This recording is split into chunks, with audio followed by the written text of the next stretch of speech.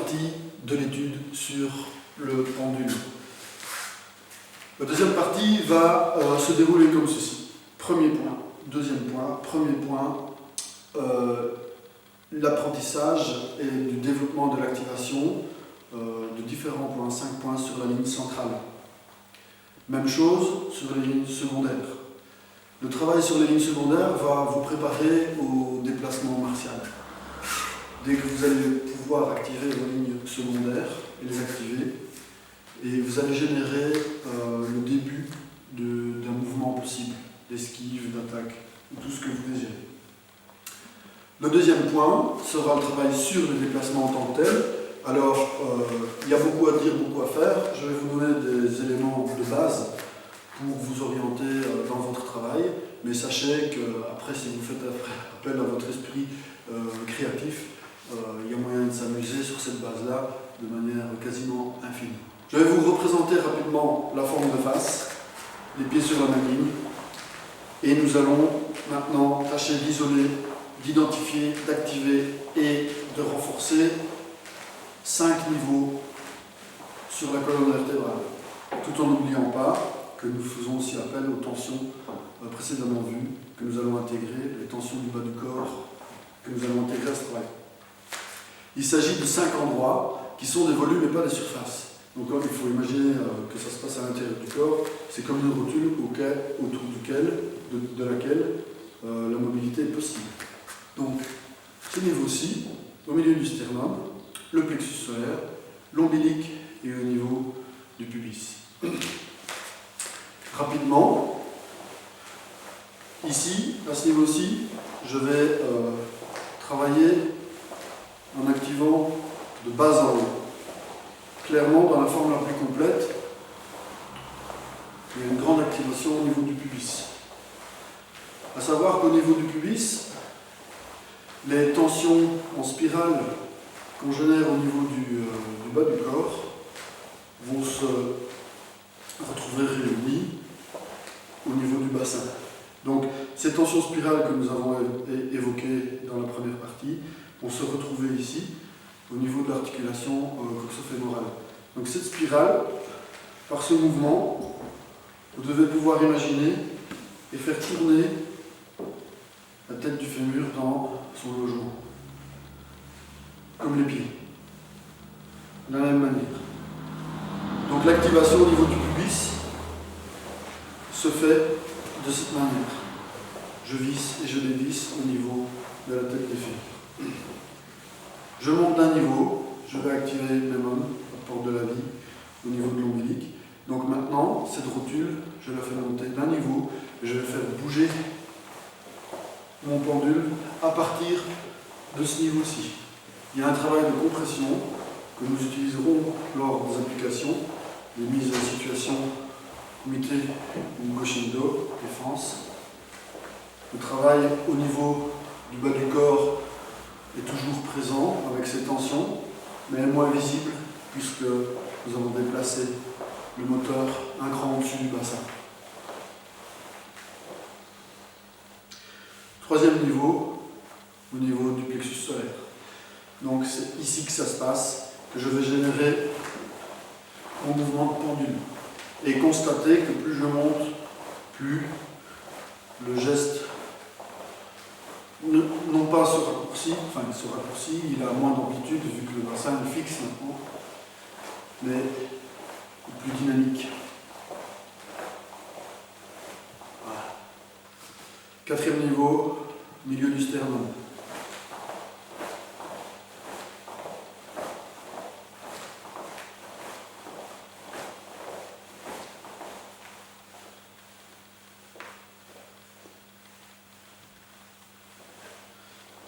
Ouvrir, fermer, ouvrir. Cinquième niveau, sous la gorge. Plus difficile. C'est le niveau du haussement des épaules auquel j'ai fait allusion.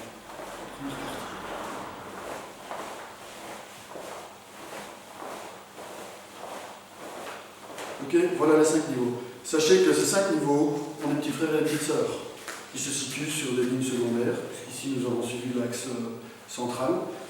C'est déjà un exercice très sérieux à faire avant de bien maîtriser ces 5 niveaux, de monter et descendre, et puis de le faire tous ensemble dans la forme globale, la forme intégrale. Mais maintenant, nous allons aborder ici le travail qui est un peu plus subtil sur les lignes secondaires. On va dire articulation coxo-fémorale et l'épaule, tracer une ligne entre ces 2 points. Nous allons placer ces 5 rotules sur ce niveau-là. Donc nous allons travailler côté par côté. Et nous allons essayer d'activer à partir de l'articulation coxo-fémorale droite. Je ferai la même chose à gauche, évidemment. Je vais développer qu'un seul côté ici. Générer les tensions uniquement d'un côté et l'activation uniquement d'un côté. Je monte d'un cran. Mes élèves connaissent bien ça, puisque ça s'apparente au travail des soufflets. J'avais promis de ne pas y faire allusion, mais j'ai menti. Niveau supérieur, ici, au niveau du plexus solaire, mais sur le côté, sur la ligne secondaire à droite.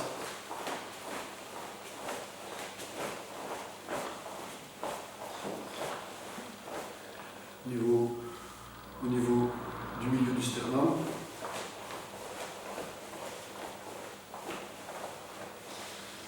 Dernier niveau, la gorge omoplate, évidemment.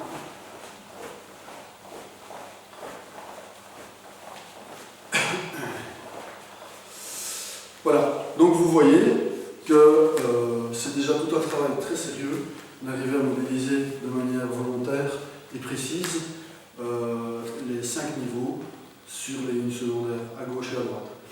D'accord ? Le principe étant le même, on travaille d'abord dans une recherche où on se focalise sur la justesse et la détente, et puis avec l'habitude, on va intégrer un peu plus de charge et de dynamisme jusqu'à placer le curseur le plus haut possible dans notre échelle et voir comment nous sommes aptes à générer quelque chose de juste, de correct, de puissant, de rapide. Deuxième point de cette deuxième partie sur l'étude du pendule, nous allons générer le mouvement, le déplacement. Le mouvement est déjà généré à l'intérieur, de l'intérieur vers l'extérieur du corps, mais à partir de ce travail, nous allons générer la base des déplacements. À savoir qu'il existe 3 déplacements de base. Si je veux aller vers la gauche et que mon pied gauche est en avant, j'avance pied gauche, pied droit suit. Inversement, je peux avancer pied droit, pied gauche. Troisième mode, les 2 pieds ensemble. Donc, je vous fais grâce des noms japonais. Ceux qui le désirent, vous me le demanderez, on verra ça. Mais nous allons travailler sur cette base de 3 déplacements. Donc ici, je vais prendre la forme de 3/4. Exercice simple en triangle, à savoir que la base du triangle, c'est quand mes 2 pieds sont sur la même ligne.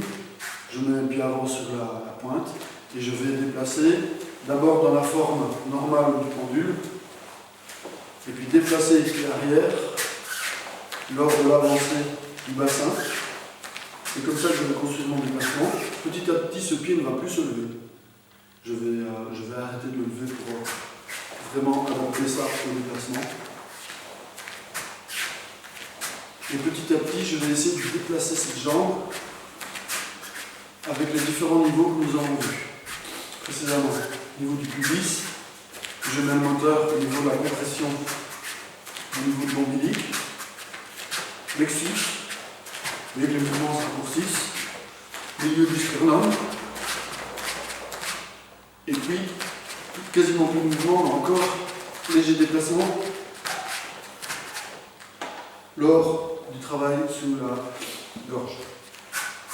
Alors, soit vous décidez de faire avancer ce pied, vous pouvez travailler en alternance, gauche droite, ou soit vous décidez de faire le mouvement inverse, recul. Le pied qui est sur la pointe, il vient se rapprocher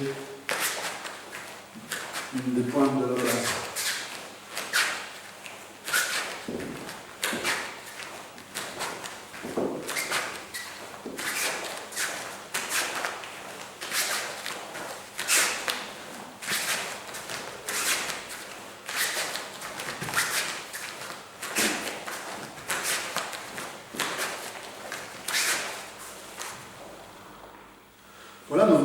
travailler sur un mode de déplacement simple, de base, qui est le triangle, en avançant ou en reculant.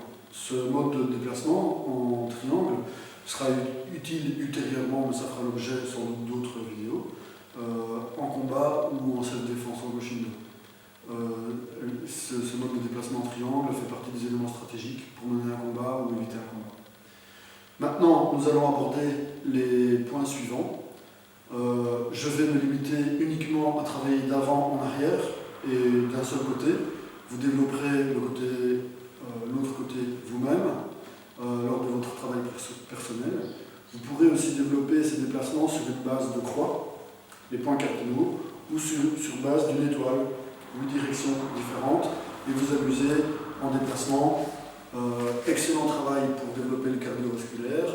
Au lieu d'aller courir et de faire du footing, faites ça. C'est bien plus riche. En période de confinement, bon, il fait beau, mais si vous êtes dans un appart ou une petite maison et que vous avez un petit peu de place, il n'est pas nécessaire de courir, d'aller courir, de sortir, de risquer de contaminer des personnes que vous croiseriez ou d'être contaminé. Donc vous pouvez tout à fait réaliser ce genre d'exercice dans un espace assez réduit, d'où l'intérêt de ce genre de travail. Voilà. Premier mode de déplacement, nous allons situer le moteur du déplacement. On peut le faire à tous les niveaux, mais ici pour l'exercice, je vais prendre un niveau préférentiel qui est au niveau de Memon, le hara, communément appelé le hara dans la tradition japonaise. Et donc, nous allons déplacer jambe avant et jambe arrière qui va suivre, en travaillant cette compression. Soit, je ne vais plus lever le pied comme dans la forme du travail de base, et je fais un mouvement de membre supérieur vers l'avant, qui pourra facilement se transformer en situation de combat. Je montrerai des applications par la suite. Mais avancer ou reculer sur cette base-là. Comprimer, avancer, comprimer, avancer, comprimer, avancer. Même chose pour reculer. Je suis ouvert, je comprime, je recule, je recule, je recule, je recule, j'avance, j'avance, j'avance, j'avance, recule. D'accord? Donc, le mouvement est généré à partir de ce niveau-ci, en cohésion, en lien avec le reste du corps. Deuxième mode de déplacement, ce n'est pas lorsque je veux aller vers l'avant, la jambe avant qui va bouger en premier et l'autre qui va suivre. Cette fois-ci, je vais travailler cette compression et faire bouger jambe arrière avant, jambe arrière, jambe arrière. Si je veux aller vers l'arrière, je fais bouger la jambe avant.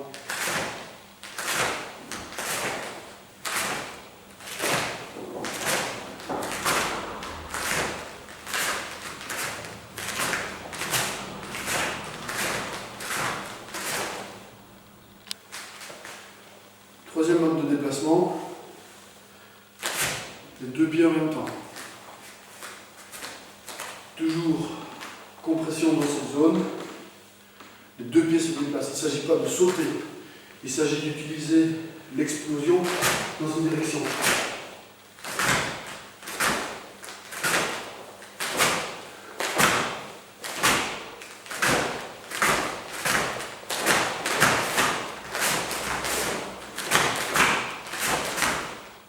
Pour ceux et celles qui ont le bonheur d'avoir un compagnon de travail inestimable qui encaisse, qui ne se pète jamais, ça arrive, je vais vous donner quelques exercices d'application.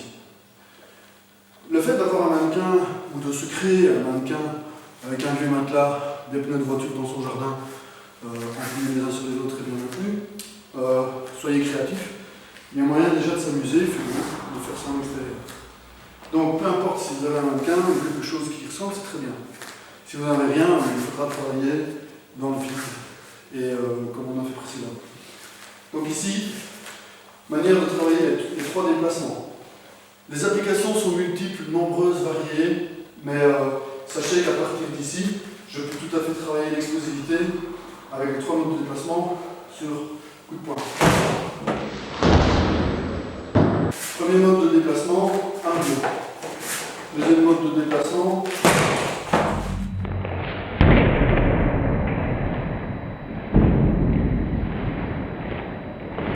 troisième mode de déplacement, donc 1, 2, et puis 1,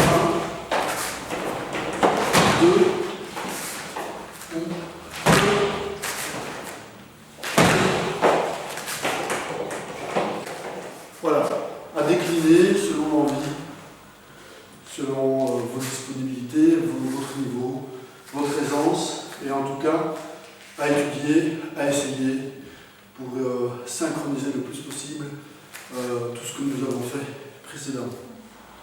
Bien entendu, toutes les formes de coups, de parade peuvent être travaillées sur un mannequin. Ici, je ne fais vraiment que survoler les éléments essentiels de manière très figée, pas fluide, pour bien marquer l'élément sur lequel nous portons notre attention dans cet entraînement personnel qui est guidé grâce à cette vidéo que je vais vous fournir, et les autres qui vont suivre. Mais sachez que dans le cas du combat, en percussion, le moteur va changer. Nous travaillons le pendule, il y a l'oiseau, la tortue, le dragon, l'ours, le phénix. Donc tout ça, à un moment donné, vous allez passer de l'un à l'autre. Ces éléments vont être mélangés à plus ou moins forte dose, selon la nécessité. Donc il s'agira de maîtriser tous ces éléments, pas juste un seul. Un seul, c'est déjà pas mal, et je vais vous montrer pourquoi. Notamment dans le cadre de la self-défense. Si vous êtes déjà capable de générer un mouvement d'arrêt face à un agresseur, avec cette compression, de manière linéaire, droite, sans esquive, sans ordre, sans rien du tout, c'est déjà très pertinent. Je vous montre.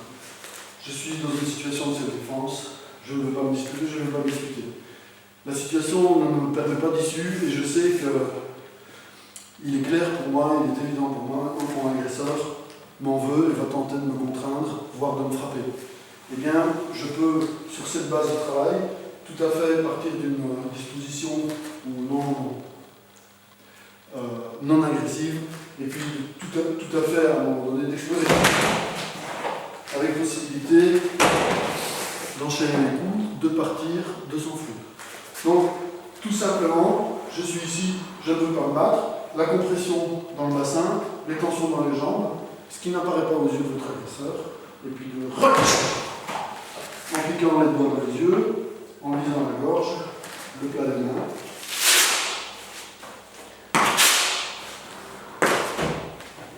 Tout simplement. D'accord ? Vous pouvez aussi, de la même manière, travailler deux niveaux.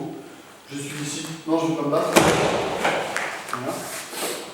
Deux niveaux simultanés sur cette base-là. Voilà pour la self-défense. À distance plus courte, vous pouvez tout à fait travailler aussi ce genre de technique. Donc, je me ramasse à ce niveau-ci, je génère les tensions que j'ai évoquées durant l'étude de ce travail, et pour finalement exploser.